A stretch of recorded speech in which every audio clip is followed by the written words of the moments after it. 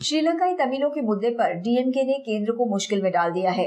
करुणानिधि ने अभी बातचीत का दरवाजा तो खोल रखा है, लेकिन मनमोहन सरकार के सामने परेशानी ये है कि अगर वो डीएमके की मांग मानती है तो अंतर्राष्ट्रीय बिरादरी में उसकी खासी किरकिरी होगी, और अगर वो ऐसा नहीं करती है तो डीएमके उसके साथ दोबारा आने को राजी नहीं होगी।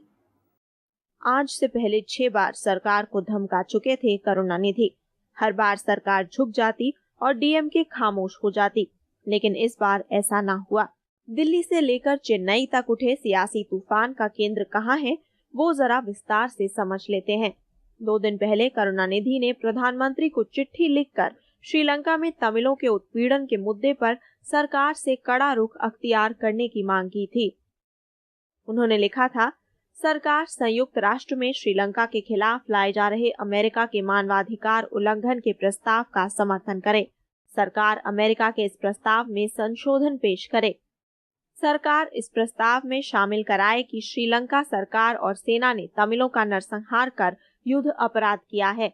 भारत सरकार अमेरिका के प्रस्ताव में ये मांग भी शामिल कराए कि श्रीलंका में तमिलों के नरसंहार की किसी अंतर्राष्ट्रीय संस्था से निष्पक्ष जांच कराई जाए। Government of India should condemn the genocide, war crimes and human rights violations. Government of India will have to join other nations in demanding an impartial international inquiry. Then Government of India should not hesitate to vote against Sri Lanka.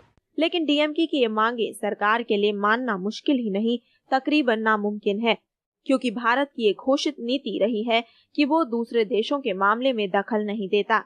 कोई foreign policy किसी क्षेत्र से या किसी community के हिसाब से govern नहीं होती है।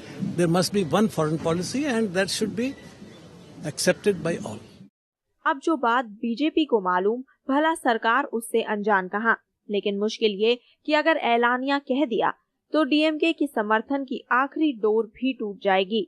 Of course, we are in the process of looking at what proposals are coming from different sources and also by the movers of the resolution, but we'll take a position on it.